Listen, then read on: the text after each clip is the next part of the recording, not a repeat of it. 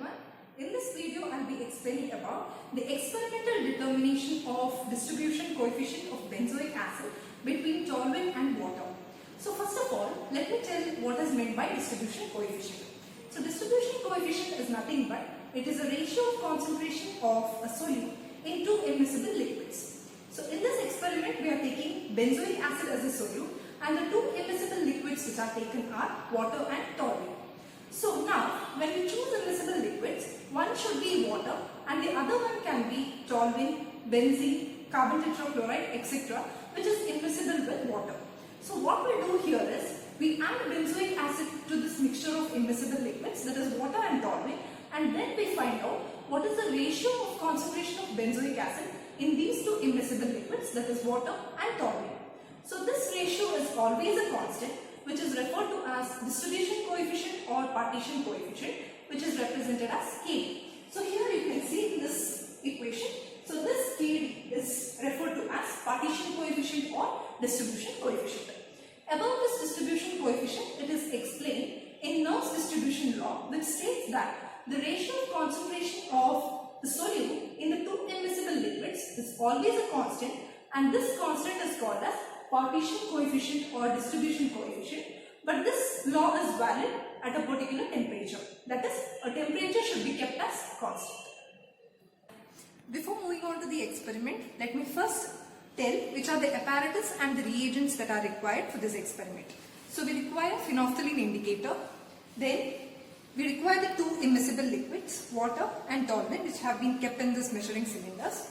Then we have the two beakers in which these liquids have been kept, conical flask, the burette. In this burette, we have already filled 0.1 normal NaOH solution, which is required for titration.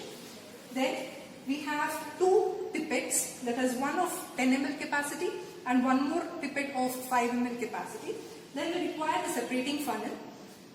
Then we have these two beakers which are required for separation of aqueous and organic layer.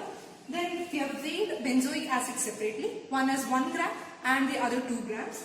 Then again the two stoppered bottles, bottle number 1 and bottle number 2.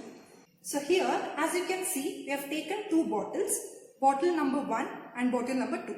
In bottle number 1, here we have weighed 1 gram of benzoic acid and we have to transfer this benzoic acid to this bottle.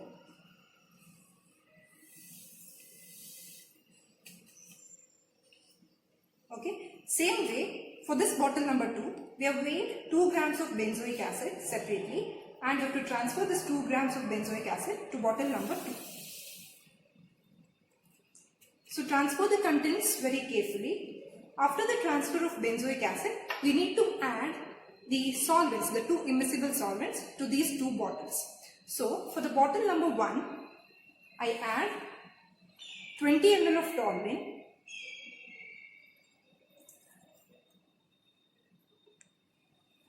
and 50 ml of water.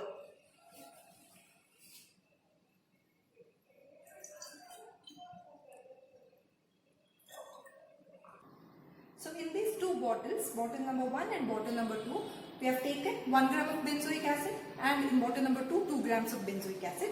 Then in both the bottles, I have measured 20 ml of toluene and 50 ml of water. The same amount of water, that is 20 ml of toluene and 50 ml of water has been taken in both these bottles. Now first what we have to do is, after adding the immiscible solvents and the solute, we have to take the two bottles and start shaking the two bottles. That is, for 30 minutes you have to shake these solvents along with the solute. The reason for shaking this solvents along with the solute is that benzoic acid, which is partially soluble in water, has to be soluble in water. So to ensure this solubility in both the solvents, we have to shake these two bottles continuously along with the solvents and the solute. So your entire experiment depends on how efficiently you do this step of the experiment. That is, the solute has to distribute itself between the two solvents. So now we have the two bottles, 1 and 2, after shaking the solvents along with the solute. So now we can see this bottle. We'll just take it, and here we have taken a separating funnel. Before pouring the liquid, ensure that the knob is closed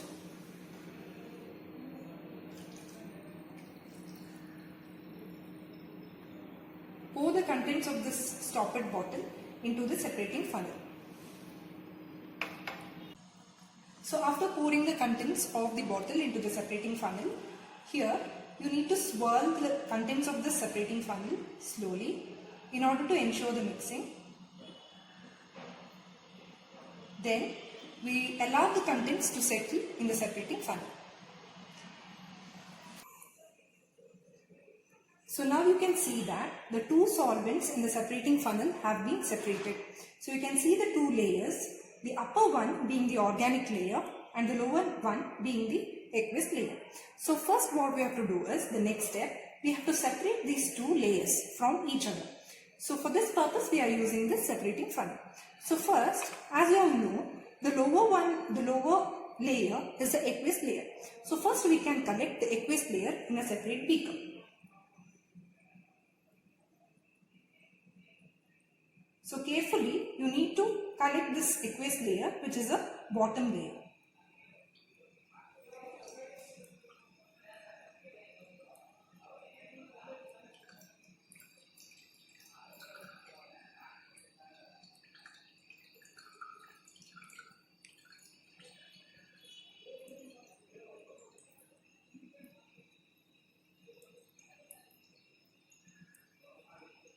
So when the layers come here, that is when the separation, the mark of separation comes here near the bottom, you just separate this beaker, and in order to avoid mixing of the two layers, we are removing the layers which have been mixed here. We are removing it in a separate beaker. This is done just to avoid the mixing of the aqueous and the organic layer. So this beaker in which I have collected the mixture of the two layers, I'll discard this mixture. So now here we have only the pure organic layer. So I'll collect this organic layer separately in a separate beaker.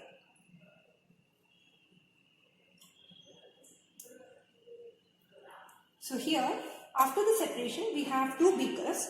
In this beaker we have the aqueous layer, which is a pure aqueous layer, and here we have the pure organic layer.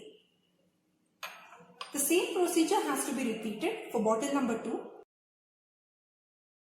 Similarly, for bottle number 2, I have separated the aqueous and the organic layer. So we have these 4 beakers. The first 2 beakers for bottle number 1, which has aqueous and organic layer, which is separated, and these 2 beakers for bottle number 2, which has the aqueous and the organic layer, which is already separated. So now the next step is titration. So first what I have done is, I have taken the organic layer of bottle number 1 and I have pipetted out 5 ml of this organic layer into this conical flask. To this 5 ml organic layer, you are supposed to add 25 ml of water. After adding 25 ml of water, you are supposed to add 2 to 3 drops of phenolphthalein indicator. So next step is titration of this mixture against 0.1 normal NaOH solution taken in the buvette. So the end point of this titration will be colorless to pale pink. So here we have the end point of this titration. The color has changed from colorless to pale pink. In the same way, in another conical flask, I have taken 10 ml of aqueous layer. I have pipetted out 10 ml of aqueous layer in this conical flask, and to this I have added 2 to 3 drops of phenolphthalein indicator. Now this solution has to be titrated against 0.1 normal NaOH.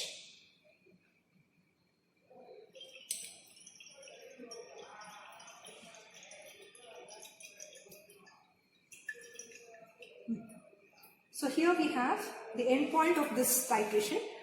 The color of the solution has changed from colorless to pale pink. So this titration also has to be repeated 3 times in order to get concordant values. The same procedure has to be repeated for bottle number 2. The 2 layers which we have separated for bottle number 2, the same thing have to be repeated. I repeat, for aqueous layer you have to pipette out 10 ml of aqueous layer and then add 2 to 3 drops of phenolphthalein and titrate against 0.1 normal NaOH. For organic layer, you are pipetting it out 5 ml of this layer. To this you are adding 25 ml of water and then adding 2 to 3 drops of phenolphthalein and titrating against NaOH, that is 0.1 normal NaOH taken in the buvette. We are done with the experimental part and now coming on to the calculations. So here you can see the calculation part. So here you can see that in this column we have to fill what is the V aqueous. The value of V aqueous is nothing but the tidal value or the concordant value which you have got in titration for the aqueous layer, that is referred to as V aqueous. Next, V organic is nothing but the volume, that is the value, concordant value which you brought in titration for the organic layer that has to be filled in this V organic. Now here you can see this is for bottle number 1 and bottle number 2. So we have to fill in the values accordingly for bottle number 1 and bottle number 2. Same way coming on to this, that is C organic, which is nothing but the concentration of the organic layer. So here you can see there is a formula to find out C organic, that is 0.1 into V organic divided by 5. So this gives the concentration of benzoic acid in the organic layer, that is in the toluene layer. So here this V organic is nothing but the value which you have entered here, and this 5 is the volume of the organic layer which you have pipetted. Next, coming on to the C aqueous. So this is nothing but the concentration of benzoic acid in the aqueous layer. So here we have one more formula, 0.1 into V aqueous divided by 10. So this V aqueous is nothing but the value which you have entered here, and this 10 refers to the volume of the aqueous layer that is pipetted for titration. That is, we have pipetted out 10 ml. So finally coming on to the calculation of Kd, which is nothing but the partition coefficient. So we have the formula square root of C organic divided by C aqueous. So why we take this square root of C organic? That is, here we know that benzoic acid, it forms a dimer in the organic layer. So because of that, the concentration in the organic layer is taken as square. So this Kd is always a constant. So you have the calculations of Kd for bottle number 1 and bottle number 2, and we get the values for Kd here. So finally, we can find out what is the value of distribution coefficient for benzoic acid between water and toluene, and that can be reported here. Thank you for watching the video.